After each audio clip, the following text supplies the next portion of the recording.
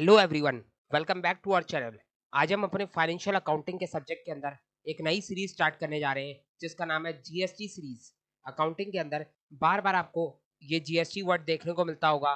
Journal entry के अंदर GST की एंट्री आती है, लेजर्स के अंदर जीएसटी की बात होती है, ट्रायल बैलेंस के अंदर जीएसटी आता है। तो हर जगह आपको बार बार जीएसटी की एंट्री देखने को मिलेगी। तो आज हम अपनी इस जीएसटी के सीरीज के अंदर इस बात को समझेंगे कि आखिर जीएसटी होता क्या है और आखिर जीएसटी की एंट्रीज का ट्रीटमेंट अकाउंटिंग के अंदर किस तरह करा जाता है।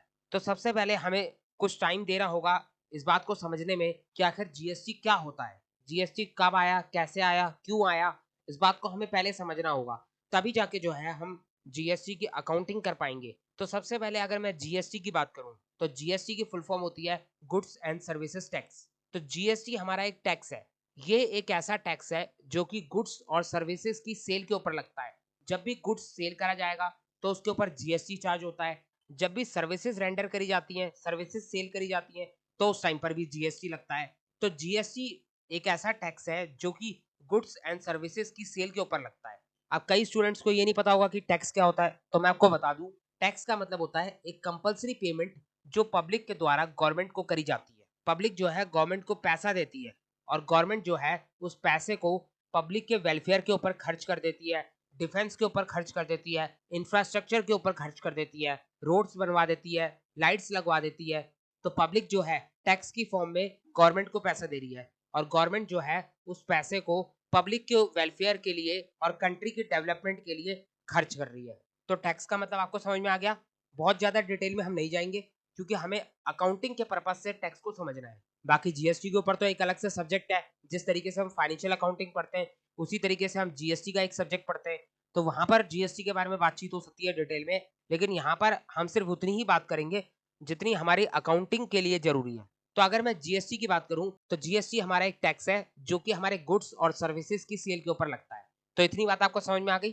तो देखो हमारे पास दो तरीके के टैक्सेस होते हैं। अगर मैं टैक्सेस को डिवाइड करूं तो इंडिया के अंदर दो टाइप के टैक्स है। एक है डायरेक्ट टैक्स और दूसरा है इनडायरेक्ट टैक्स। डायरेक्ट टैक्स और इनडायरेक्ट टैक्स दोनों के नाम से ही समझ में आता है कि इनका मतलब क्या है। सबसे पहले मैं डायरेक्ट टैक्स की बात करता हूँ। डायरेक्ट टैक्स के अंदर सिर्फ एक ही टैक्स आता है जो कि है इनकम टैक्स। अब इनकम टैक्स का मतलब क्या होता है? एक ऐसा टैक्स जो कि आपकी इनकम के ऊपर लगता है। तो गवर्नमेंट ने जो है एक स्पेसिफाइड लिमिट बता रखी है। अगर कोई भी पर्सन उस स्पेसिफाइड लिमिट से ऊपर इनकम अर्न करता है तो उस पर्सन को जो है अपनी इनकम का एक पर्टिकुलर पोर्शन गवर्नमेंट को इनकम टैक्स के फॉर्म में जमा करवाना पड़ता है। अब इनकम टैक्स के अलग अलग रेट होते हैं, उतनी डिटेल में हम नहीं जाएंगे। यहाँ पर तो हमें सिर्फ डायरेक्ट टैक्स का मतलब समझना है।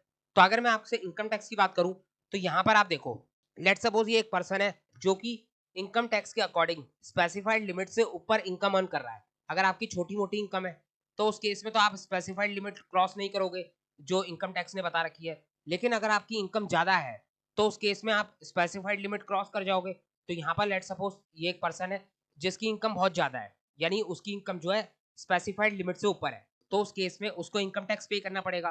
तो ये पर्सन है जो इनकम अर्न कर रहा है और इनकम टैक्स भी इसी की इनकम के ऊपर लग रहा है। और यही पर्सन जो है गवर्नमेंट ऑफ इंडिया के पास डायरेक्टली इनकम टैक्स जमा करवा रहा है। मेरी बात को दोबारा सुनो। यहाँ पर ये एक पर्सन है जो कि इनकम अर्न कर रहा है और इनकम टैक्स भी इसी की इनकम के ऊपर लग रहा है और ये खुद जो है डायरेक्टली गवर्नमेंट ऑफ इंडिया के पास जाकर इनकम टैक्स जमा करवा रहा है। इनकम टैक्स जमा कैसे होगा? इनकम टैक्स की वेबसाइट पर जाके आपको आईटीआर भरनी पड़ेगी, इनकम टैक्स रिटर्न, और उसके बाद आप इनकम टैक्स जमा करवा दोगे। तो इनकम टैक्स जो है डायरेक्टली वही पर्सन जमा करवाता है जो पर्सन इनकम अर्न करता है और जिसके ऊपर इनकम टैक्स लगता है। तो इनकम किसकी थी? इसी पर्सन की थी। इनकम टैक्स किसकी जेब से निकला? इसी की जेब से निकला। गवर्नमेंट के पास जमा किसने करवाया? डायरेक्टली इसी पर्सन ने करवाया। डायरेक्ट टैक्स का मतलब है एक ऐसा टैक्स जिसके अंदर ये कहा जाता है कि टैक्स जिसके ऊपर लगेगा वही जो है डायरेक्टली टैक्स को जमा करवाएगा। तो जिसकी जेब से टैक्स निकला उसी ने जो है डायरेक्टली गवर्नमेंट ऑफ इंडिया के पास टैक्स जमा करवा दिया। तो इसीलिए इनकम टैक्स हमारा डायरेक्ट टैक्स होता है जिसमें गवर्नमेंट को डायरेक्टली टैक्स रिसीव हो जाता है। तो समझ में आ रही है आपको बात? जबकि वहीं हमारा दूसरा टैक्स है इनडायरेक्ट टैक्स। इनडायरेक्ट टैक्स एक ऐसा टैक्स है जहां पर गवर्नमेंट को टैक्स तो मिलेगा लेकिन डायरेक्टली नहीं मिलेगा। यानी जिस पर्सन की जेब से टैक्स निकलेगा वो पर्सन डायरेक्टली गवर्नमेंट के पास टैक्स जमा नहीं करवाएगा, बल्कि बीच में एक मीडिएटर आ जाएगा जिसके थ्रू गवर्नमेंट के पास टैक्स पहुंचेगा। तो इनडायरेक्ट टैक्स के अंदर गवर्नमेंट के पास इनडायरेक्टली टैक्स पहुंचता है, इसीलिए इसका नाम है इनडायरेक्ट टैक्स। अगर हम इसके एग्जांपल की बात करें तो हमारे पास इसका एग्जांपल है जीएसटी। जीएसटी हमारा एक इनडायरेक्ट टैक्स है। अब ये इनडायरेक्ट टैक्स होता क्या है? तो जब भी आप मार्केट से कुछ खरीदने जाते हो, लेट्स सपोज आप कोई बिस्किट खरीदने गए, कोई चॉकलेट खरीदने गए, पेन खरीदने गए, कोई रजिस्टर खरीदने गए, तो आपने देखा होगा हर सामान के ऊपर जो प्राइस लिखा होता है, उस प्राइस के बगल में, उस प्राइस के साइड में ब्रैकेट में लिखा होता है इंक्लूसिव ऑफ ऑल टैक्सेस, यानी इस प्राइस के अंदर सभी तरीके के टैक्स इंक्लूड है। तो ये जो टैक्स इस प्राइस के अंदर इंक्लूड है, यही है हमारे इनडायरेक्ट टैक्स। इनडायरेक्ट टैक्सेस का मतलब है कि एक ऐसा टैक्स जो इनडायरेक्ट वे में गवर्नमेंट के पास पहुंच रहा है। आपने लेट सपोज एक 10 रुपए का पेन खरीदा, तो आपने शॉपकीपर को 10 रुपए दिए, उसने आपको पेन दे दिया। तो उस 10 रुपए के अंदर जो है आपने शॉपकीपर को टैक्स भी जमा करवा दिया। शॉपकीपर के पास जो है 10 रुपए के अंदर टैक्स भी पहुंच गया। लेट सपोज 9 रुपए का पेन का प्राइस था और 1 रुपए उसके अंदर टैक्स था। तो शॉपकीपर यानी जो हमारा सेलर है, उसके पास 1 रुपए का टैक्स आ गया, जो किसकी जेब से निकला है? वो निकला है बायर की जेब से। आप बायर हो, आपने पेन खरीदा है, तो आपकी जेब से 10 रुपए निकले, जिसमें से 1 रुपया टैक्स भी था। तो टैक्स बायर की जेब से निकल के सेलर के पास पहुंच गया। अब यहाँ पर इनडायरेक्ट टैक्स के अंदर क्या होता है कि जो सेलर होता है उसकी ड्यूटी होती है कि वो जो है बायर से टैक्स रिसीव करके गवर्नमेंट के पास जमा करवाए। तो यहाँ पर जो हमारा शॉपकीपर है वो आपसे पेन के ऊपर टैक्स कलेक्ट करेगा और उस 1 रुपए के टैक्स को गवर्नमेंट के पास जमा करवाएगा। तो यही होता है हमारा इनडायरेक्ट टैक्स। यहाँ पर टैक्स का बर्डन पड़ा बायर के ऊपर। टैक्स किसकी जेब से निकला? बायर की जेब से। लेकिन उसको जमा किसने करवाया? उसको जमा करवाया सेलर ने। इनडायरेक्ट टैक्स को रिसीव करने की ड्यूटी सेलर की होती है। सेलर की ड्यूटी है कि वो बायर से टैक्स रिसीव करे और गवर्नमेंट के पास जमा करवाए। तो समझ में आ रहा है आपको? तो जीएसटी भी हमारा एक इनडायरेक्ट टैक्स है। जब भी आप कोई गुड्स खरीदते हो तो उसके ऊपर आप सेलर को जीएसटी पे करते हो और सेलर जो है आपसे जीएसटी कलेक्ट करके गवर्नमेंट के पास जमा करवा देता है। तो समझ में आ रही है आपको बात? उसी तरीके से और भी कई तरीके के हमारे इनडायरेक्ट टैक्सेस होते हैं। जैसे कि एक होता है हमारा कस्टम ड्यूटी। ड्यूटी का मतलब भी टैक्स ही होता है। अगर आप इंडिया के अंदर सामान सेल परचेज कर रहे हो तो उस केस में आप जीएसटी पे कर रहे हो। अगर आप आउटसाइड इंडिया सामान परचेज सेल कर रहे हो तो उस केस में आप जो है कस्टम ड्यूटी पे करोगे। उसी तरीके से हमारे पास और भी कई सारे टैक्सेस होते हैं जिसको हम मिसलिनियस अदर टैक्सेस बोल सकते हैं। इस तरीके से बहुत सारे इनडायरेक्ट टैक्सेस हैं। जैसे कि मोटर व्हीकल टैक्स हो गया। अगर आप कोई मोटर व्हीकल खरीदते हो तो उसके ऊपर आप टैक्स जमा करते हो, तो ये भी हमारा इनडायरेक्ट टैक्स है। इलेक्ट्रिसिटी ड्यूटी, जब भी आप इलेक्ट्रिसिटी बिल भरते हो तो उसके ऊपर इलेक्ट्रिसिटी ड्यूटी लगी होती है, तो इलेक्ट्रिसिटी टैक्स भी आप जमा कर रहे हो। उसी तरीके से स्टैम्प ड्यूटी होती है। अगर आप कोई स्टैम्प पेपर बनवा रहे हो तो उसके ऊपर स्टैम्प ड्यूटी लगती है। तो ये सारे हमारे वो टैक्सेस हो गए जो कि इनडायरेक्ट वे में गवर्नमेंट के पास जा रहे हैं। यहाँ पर जो है टैक्स का बर्डन बायर के ऊपर आता है। टैक्स जो है बायर की जेब से निकलता है, लेकिन बायर जो है सेलर को टैक्स पे करता है और जो सेलर है वो बायर से टैक्स लेकर गवर्नमेंट के पास जमा करवा देता है। तो समझ में आ गई आपको बात? अब देखो जीएसटी कब आया? जीएसटी आया जुलाई 2017 में। जीएसटी से पहले भी हमारे पास कई सारे टैक्सेस थे और प्रॉब्लम भी यही थी। जीएसटी से पहले हमारे पास बहुत सारे अलग अलग टैक्सेस थे, जिसकी वजह से जो हमारे सेलर होते थे, जो बिजनेसमैन होते थे, उनको जो है काम करने में बड़ी दिक्कत होती थी। बहुत सारे अलग अलग टैक्सेस होते थे जिनकी कैलकुलेशन में टाइम लगता था। एक बार जो है सब टैक्सेस की कैलकुलेशन करनी है, फिर वो सारे टैक्सेस जो है बायर से रिसीव करने हैं, फिर उसके बाद उसको गवर्नमेंट ऑफ इंडिया के पास जमा करवाना है। तो जो बिजनेसमैन होते थे उनके ऊपर टैक्सेस की कैलकुलेशन का, टैक्सेस रिसीव करने का इतना सारा बर्डन हो जाता था कि वो अपने मेन बिजनेस के ऊपर ध्यान ही नहीं दे पाते थे। वो टैक्स की कैलकुलेशन में फंस जाते थे। अगर मैं आपको बताऊं जीएसटी से पहले और कौन कौन से टैक्सेस थे, तो यहाँ पर आप देख सकते हो। जीएसटी से पहले हमारे पास एक्साइज ड्यूटी था। अगर आप कोई सामान मैन्युफैक्चर करते थे तो उसके ऊपर एक्साइज ड्यूटी लगता था। उसी तरीके से वैट था। अगर आप विद इन स्टेट सामान को सेल कर रहे हो, अगर आप दिल्ली से दिल्ली में सामान सेल कर रहे हो, यूपी से यूपी में सामान सेल कर रहे हो, तो उसके ऊपर वैट लगता था। उसी तरीके से अगर आप डिफरेंट स्टेट में सामान सेल कर रहे हो, लेट सपोज आप दिल्ली से यूपी में सामान सेल कर रहे हो, तो उस केस में उसके ऊपर सेल्स टैक्स लगता था। तो सीएसटी का मतलब होता था सेंट्रल सेल्स टैक्स। तो विद इन स्टेट सामान सेल होता था तो उसके ऊपर वैट लगता था, और टू डिफरेंट स्टेट्स में सामान सेल होता था तो उसके ऊपर सेंट्रल सेल्स टैक्स लगता था। उसी तरीके से सर्विस टैक्स होता था। अगर आप कोई सर्विसेज ले रहे हो तो उसके ऊपर सर्विस टैक्स लगता था। उसी तरीके से एंटरटेनमेंट टैक्स था। अगर आप कोई थिएटर में मूवी देखने गए तो मूवी की टिकट के ऊपर एंटरटेनमेंट टैक्स लगेगा। और भी हमारे पास कई सारे टैक्सेस थे। अगर आप लॉटरी खरीदते हो तो लॉटरी टैक्स लगेगा, बैटिंग गैम्बलिंग कर रहे हो तो उसका अलग टैक्स था। तो इस तरीके से बहुत सारे अलग अलग टैक्सेस थे। हर चीज को लेके एक अलग टैक्स था।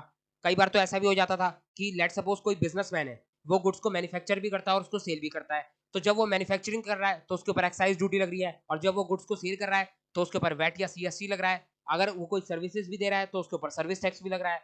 तो एक ही बिजनेसमैन कितने सारे अलग अलग टैक्सेस को हैंडल करेगा, कितने सारे अलग अलग टैक्सेस की कैलकुलेशन करेगा। तो जीएसटी से पहले अलग अलग टैक्सेस होने की वजह से बिजनेस करने में बहुत दिक्कत आती थी। तो इसीलिए गवर्नमेंट ने क्या किया, इन सभी टैक्सेस को खत्म कर दिया। ये जितने भी टैक्स हैं ये सारे हमारे खत्म हो चुके हैं और इनको मिलाकर एक सिंगल टैक्स आ गया जिसका नाम रख दिया गया जीएसटी। तो अब अगर आप कोई सामान मैन्युफैक्चर करते हो तो उसके ऊपर भी जीएसटी लगेगा, कोई सामान सेल करते हो तो उसके ऊपर भी जीएसटी लगेगा, कोई सर्विस देते हो तो उसके ऊपर भी जीएसटी लगेगा, एंटरटेनमेंट के ऊपर भी जीएसटी लगेगा। तो हर चीज के ऊपर आप जो है ज्यादातर जीएसटी लग जाता है।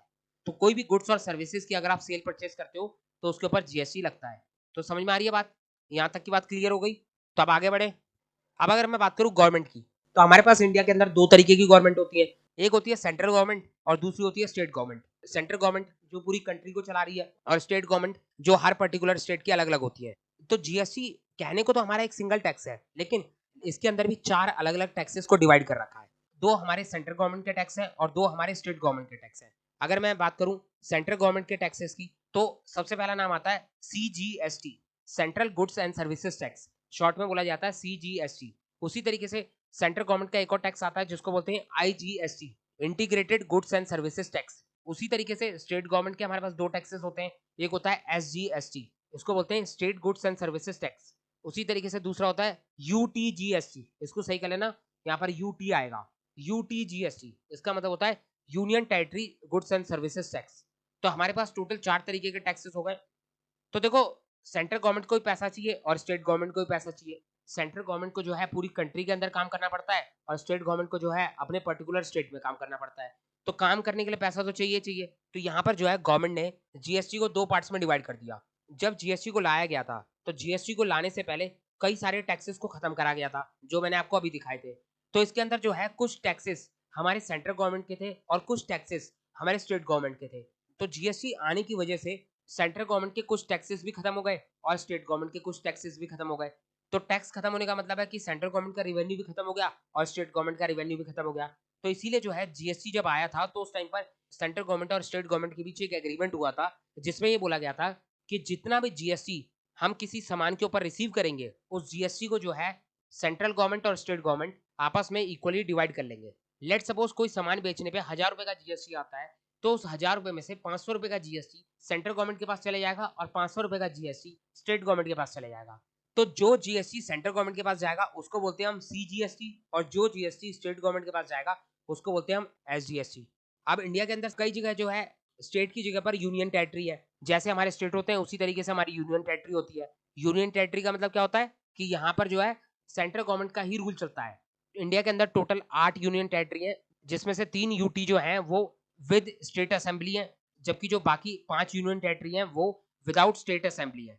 स्टेट असेंबली का मतलब हो गया कि जिस यूनियन टेरिटरी के पास अपना खुद का सीएम है। तो 3 यूटी हैं, दिल्ली, पुडुचेरी और जम्मू एंड कश्मीर।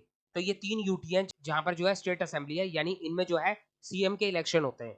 जबकि जो 5 यूटी है वहां पर कभी भी सीएम के इलेक्शन नहीं होते, उनको जो है सेंट्रल गवर्नमेंट ही कंट्रोल करती है। जीएसटी ने बोला है कि स्टेट होगा तो आप सामान बेचने पर एसजीएसटी लगा लेना और अगर यूनियन टेरिटरी होगा तो आप सामान बेचने पर यूटीजीएसटी लगा लेना। बाकी एसजीएसटी और यूटीजीएसटी दोनों होता सेम ही है। अभी आगे चल के बात करेंगे कि किस तरीके से दोनों सेम होता है। तो अभी थोड़ा थोड़ा आइडिया दे रहा हूँ, बाकी आगे चल के तो डिटेल में बात होने वाली है। तो अब बात करते हैं आईजीएसटी की। अगर आप विद इन स्टेट सामान सेल करते हो तो उसके ऊपर सीजीएसटी और एसजीएसटी लगता है। लेकिन अगर आप डिफरेंट स्टेट्स में सामान को सेल करते हो तो उसके ऊपर लगता है IGST, integrated goods and services tax. अगर आप दिल्ली टू दिल्ली सामान सेल कर रहे हो, यूपी टू यूपी सामान सेल कर रहे हो, बिहार टू बिहार सामान सेल कर रहे हो, यानी बायर भी बिहार का है सेलर भी बिहार का है, तो उस केस में लगेगा सीजीएसटी और एसजीएसटी। लेकिन अगर आप मान लो डिफरेंट स्टेट्स में सामान सेल कर रहे हो, लेट सपोज बायर जो है वो बिहार का है और सेलर जो है वो यूपी का है, तो यूपी का सेलर जो है बिहार के बायर को सामान सेल कर रहा है, यानी यहाँ पर डिफरेंट स्टेट्स में सामान सेल हो रहा है, तो उस केस में लगता है हमारा आईजीएसटी। तो समझ में आ गया? बाकी डिटेल में अभी थोड़ी देर में बात करते हैं। तो ये तो हो गए हमारे जीएसटी के अंदर आने वाले 4 टैक्सेस। जीएसटी समझने से पहले एक बार हम जीएसटी से पहले वाले सिस्टम के ऊपर जरूर बात करेंगे कि जीएसटी से पहले कौन सा सिस्टम था और उस सिस्टम में ऐसी क्या प्रॉब्लम्स थी जिसकी वजह से जीएसटी को लाना पड़ा। क्योंकि इस बात को समझना हमें बहुत जरूरी है, तभी जाके आपको जीएसटी की क्लियरली अंडरस्टैंडिंग होगी। वरना अगर आपने एक बार जीएसटी को रटना शुरू कर दिया ना, तो फिर उस केस में आपको आगे चल के जीएसटी की कैलकुलेशन में प्रॉब्लम आनी है। तो इसीलिए जो है एक बार जीएसटी के बेसिक के ऊपर थोड़ा बहुत टाइम लगा लो। थोड़ा बहुत जीएसटी का आइडिया तो सभी को होना चाहिए। आप कोई भी सामान सेल परचेस करते हो तो उसके ऊपर आप जीएसटी पे करते हो, तो थोड़ा बहुत बेसिक आइडिया तो आपको जीएसटी के बारे में होना ही चाहिए। तो अगर मैं जीएसटी से पहले की बात करूं, तो अभी हमने बात करी थी कि जीएसटी से पहले हमारे पास एक्साइज ड्यूटी नाम का टैक्स था। अगर आप सामान मैन्युफैक्चर करते हो तो आप एक्साइज ड्यूटी पे करते हो। उसी तरीके से हमारे पास वैट था। वैट का मतलब होता है वैल्यू एडेड टैक्स। अगर आप कोई भी सामान सेल कर रहे हो विद इन स्टेट तो उसके ऊपर हमारा वैट लगता था। लेकिन अगर आप कोई सामान सेल कर रहे हो डिफरेंट स्टेट्स में तो उसके ऊपर हमारा सीएसटी यानी सेंट्रल सेल्स टैक्स लगता था। जो एक्साइज ड्यूटी था वो जाता था सेंट्रल गवर्नमेंट के पास, वो सेंट्रल गवर्नमेंट का टैक्स था। जबकि जो हमारा वेट था वो था हमारा स्टेट गवर्नमेंट का टैक्स। जिस स्टेट में सामान सेल होता था उसी स्टेट की गवर्नमेंट को वेट का टैक्स मिल जाता था। उसके बाद जो हमारा सीएसटी था सेंट्रल सेल्स टैक्स, इसके अंदर नाम भले ही सेंट्रल था लेकिन ये टैक्स भी जो है स्टेट गवर्नमेंट को ही मिलता था। तो जीएसटी आने से पहले कुछ टैक्सेस जो है हमारे स्टेट गवर्नमेंट के थे और कुछ टैक्सेस जो है हमारे सेंट्रल गवर्नमेंट के थे। तो जीएसटी आते ही ये सारे टैक्सेस खत्म हो गए। तो इसीलिए जो है सेंट्रल और स्टेट गवर्नमेंट ने आपस में डिसाइड करा कि हम जो है जीएसटी के पैसे को आपस में इक्वली डिवाइड कर लेंगे, ताकि जिससे जो है स्टेट गवर्नमेंट का भी खर्चा चलता रहे और सेंट्रल गवर्नमेंट का भी खर्चा चलता रहे। तो ये मैंने आपको एक बेसिक आइडिया दे दिया कि जीएसटी के रेवेन्यू को कैसे डिवाइड करा जाता है। बाकी हमें बहुत ज्यादा डिटेल में जाने की जरूरत नहीं है, क्योंकि अकाउंटिंग के अंदर जो है हमें जीएसटी का रेट दे रखा होगा, हमें जो है सिर्फ उसकी कैलकुलेशन करनी है और अपना आंसर निकालना है। तो हम बात कर रहे थे जीएसटी से पहले के सिस्टम की। तो हमारे पास जीएसटी से पहले कई तरीके के टैक्सेस थे। तो एक एग्जांपल लेते हैं और उससे समझते हैं कि जीएसटी से पहले का सिस्टम क्या था, और फिर उसी एग्जांपल से समझेंगे कि जीएसटी के आने के बाद क्या सिस्टम हो गया। इससे जो है कंपैरिजन भी हो जाएगा कि जीएसटी से पहले कैसे काम होता था और जीएसटी आने के बाद कैसे काम हो रहा है। तो ये एक्साइज ड्यूटी, वेट और सीएसटी को हटाकर हमारे पास एक सिंगल टैक्स आ गया जिसका नाम हो गया जीएसटी। तो समझ में आ गया। तो यहाँ पर अगर हम अपने एग्जाम्पल को देखें तो ये हमारा एग्जाम्पल है।